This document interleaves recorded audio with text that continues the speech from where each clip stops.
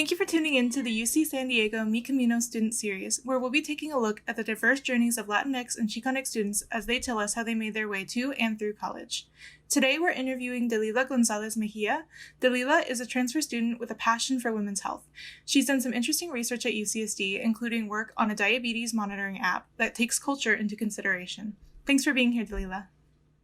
Thank you so much for having me. So first, I want to ask you a bit about your background. Could you tell us a bit about yourself, your family, what growing up was like? Yeah, absolutely. So my parents were born in little ranch villages in Jalisco, Mexico, and they lived pretty much quiet, normal ranch style lives until their mid-20s when they immigrated to the United States. They ended up coming to another little ag town in the Northern Bay Area called Gilroy, California, and that is where I grew up most of my life. So I had a pretty quiet, normal childhood, or at least what was normal to me. I went to school, I went to the local high school, and then I ended up going to community college, and then ended up going to UC San Diego, and here I am now. Can I ask what your family's philosophy was on college going? Yeah, so neither of my parents ever got through middle school. Neither of them had a very robust educational background, but I think both of them always knew that education was very important. I think that was one of the reasons they came to the United States, to give us, their children, better opportunities when it came to education. So I grew up knowing that education was important. It was important to go to school. But they didn't necessarily know how to help me. They never really helped me with homework. They struggled to communicate with the teachers and the district, etc. So school was very important, but they didn't really know how to support me with that. Yeah, absolutely. I know that's the case for a lot of first-gen students with immigrant parents. I know that was the case for me as well. So yeah, that's definitely something I know a lot of us have experienced.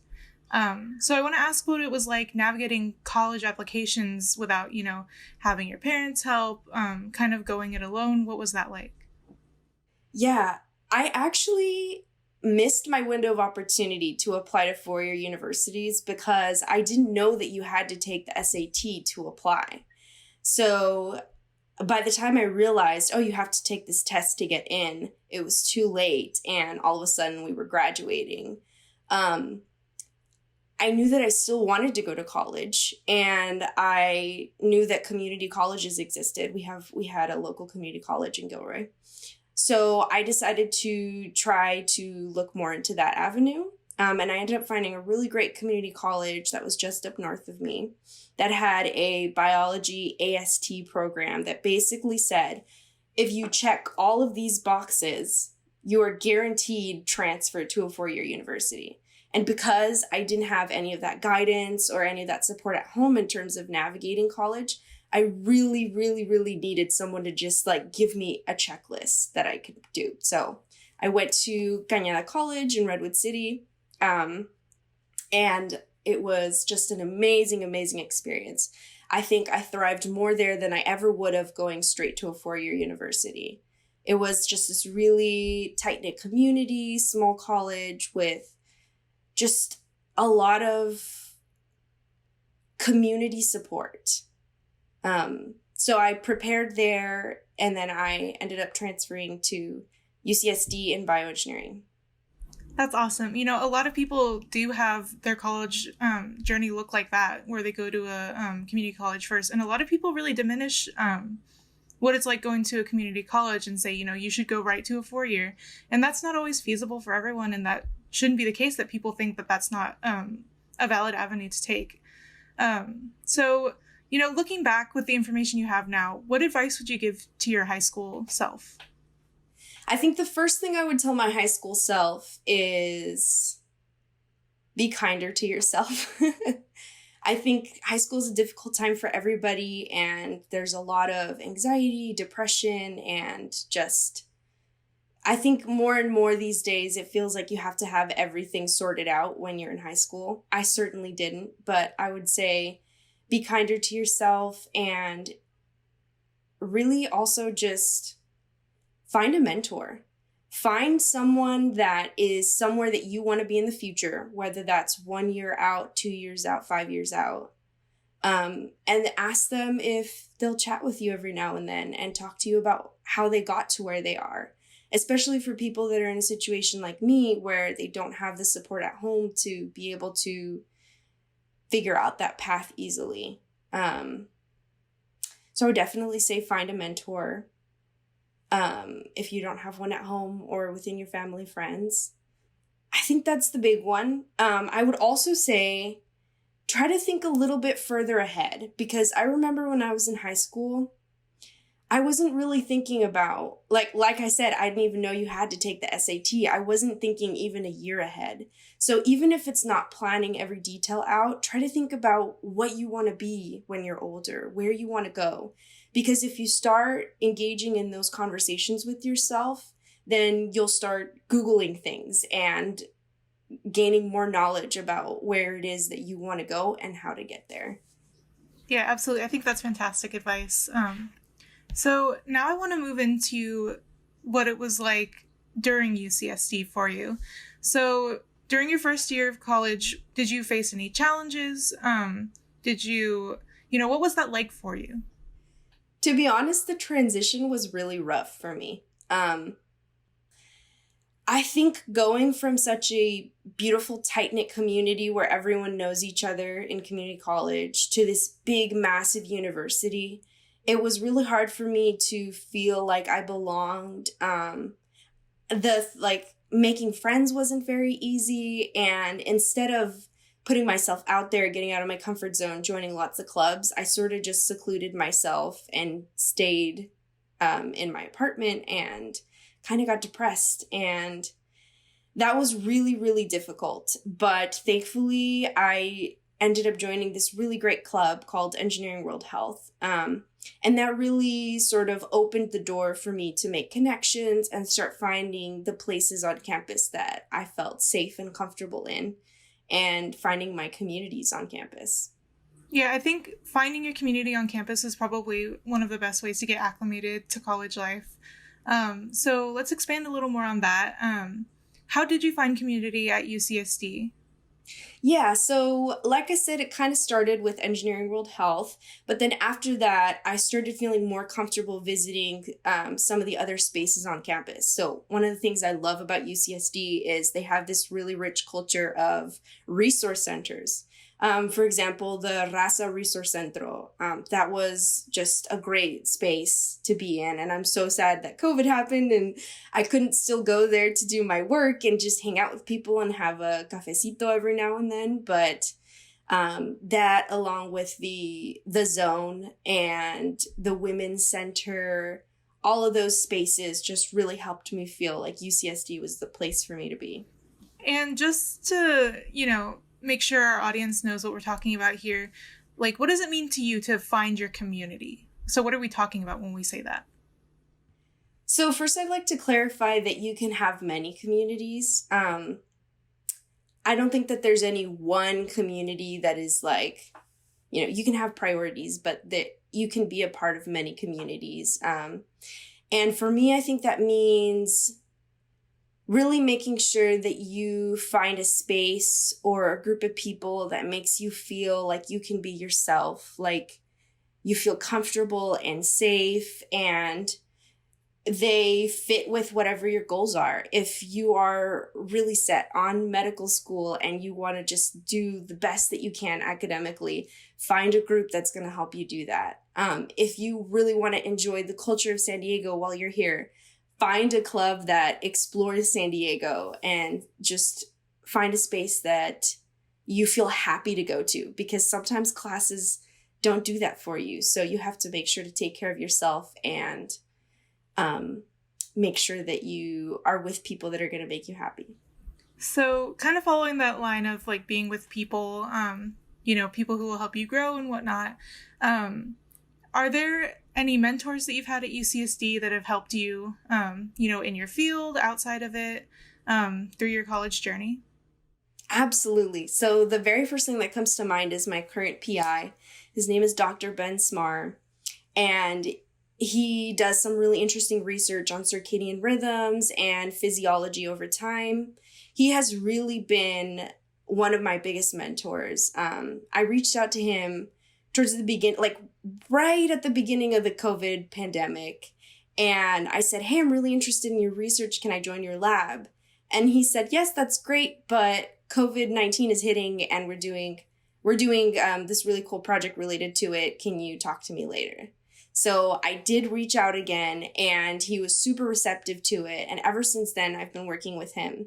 And to be honest, like I was saying, at home, my parents, I didn't really have a lot of guidance about school and about graduate school too, but I'm really interested in pursuing higher education. So he has been really great telling me about all the different opportunities in terms of getting a PhD, getting an MD, getting a DO, all of those different avenues, as well as just opening the door for me to do some really awesome research. So speaking of your research, I wanted to ask, could you expand more on what your research was, different projects you've done? What kind of work have you done while you were at UCSD? I started off doing research with the student-led organization Engineering World Health. My first project, I led a group of students and we were working on creating a device that you put inside your shoe, and it measures basically how stable you are when you're walking so that it can help alert you if you have instabilities and that might potentially lead to you falling. And this was really important to us because although falling doesn't maybe seem like a big deal to us, if you're elderly and you live in a low resource community, if you fall, fracture your hip, get really hurt, that could really mean that you're going to have to spend a lot of money on a surgery, maybe money that you don't have. You're not going to be able to work to help your family. And so it's just a device like this that could help warn you would really make a difference for low resource communities and for the elderly communities. So I started off doing that. And then the following year with Engineering World Health as well, which was this past year, I was working on creating a diabetes monitoring app that took culture into consideration. So essentially, we have a lot of really amazing diabetes apps out there to help you manage your blood sugar, etc. But not a lot of them take into consideration the communities that need these apps the most. For example, diabetes has really high occurrences in the Hispanic and Latino population. And especially in the middle-aged to older community. But that's the community that is the least tech savvy, at least generally speaking. And so, and perhaps even the community that is less likely to use an app that doesn't really cater to their own cultural preferences. So we created this app with culture in mind. It had customized recipe suggestions to suggest foods that are within what you usually eat and not just like random stuff. Customized exercise suggestions to do things that are comfortable for you and within your range of mobility, and also language selections and things like that. So that was with Engineering World Health. I've also done some research with my lab with the PI that I was telling you about earlier. The project that I'm just wrapping up right now was looking at student login data, and basically asking the question, why do men and women sometimes have different average GPA achievements? What is causing those educational disparities, and how can we address those to make sure that education is equitable for all? Wow, you're doing some incredible research. I'm excited to see what you do next. So, moving into our closing questions, I want to ask, what are some of your fondest memories at UCSD right now? So, these are kind of going to be pre-pandemic, but I just loved hanging out in the Geisel Library and going to Audrey's to get a coffee and just being around people that were educationally driven and interested in learning more. I would have a ton of study groups there, and that was really, really fun. I also loved getting to go get massages at the Zone. That was really awesome. Or visiting the therapy fluffies, running over to Price Center to get boba. Those sorts of things really just made my experience awesome. But even in this virtual world, I feel like even though we haven't gotten to enjoy the physical UCSD campus, I still feel the spirit of UCSD in my classmates and how collaborative everyone has been on Discord and through social media. Everyone has really banded together to make sure that even though we were in a virtual world, we all learned something this past year. And that is the spirit of UCSD. Absolutely. So do you have any advice for scholars that are going into college? My biggest piece of advice would be to really make sure to take care of yourself and take care of your mental health. I think that when I was fresh into community college, I didn't really know how to take care of myself yet. I didn't really know how to take care of myself nutritionally, make sure I got enough sleep, drank enough water, and that ended up contributing to the really challenging transition when I came to UCSD as well, because I was completely on my own. I didn't have my parents like I did at community college. So take care of yourself, take care of your mental health, because if your mental health isn't right, if you don't feel well mentally, then everything else is just so much harder. It's so much harder to excel and thrive. I would also give them the same advice that I would have given my high school self. Find a mentor. Don't be afraid to just email people, reach out, because at this university, everyone is here to learn from each other and to help each other. So find someone who is where you want to be and ask them how they got there. And if they have any tips for you, because I'm sure they will.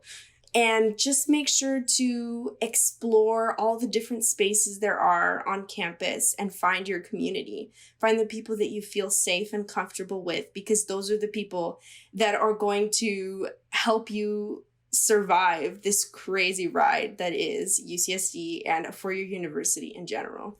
So my final question for you is, what are your plans for the future? I know that's one you've probably been asked a lot, and that a lot of us get asked all the time, and we're like, I don't know. But you're kind of at the point where I assume you kind of know where you're going in life. So what are your plans? Yes. So right now I am preparing to take the MCAT, which is the exam you have to take to apply to medical schools.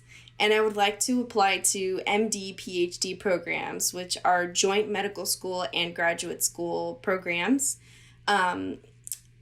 They're super competitive, so I am definitely taking my time and trying to make sure I have all my pieces in order. But that is my next goal. I would love to be an OBGYN someday and help promote just women's health and destigmatize women's health and contribute to the field, because there's a lot of innovation that can be contributed to women's health right now. I completely agree. Well, thank you for being here with us, Dalila. This was a wonderful interview, and I'm sure, people will get a lot out of what you've said today. Thank you so much. Thanks for having me.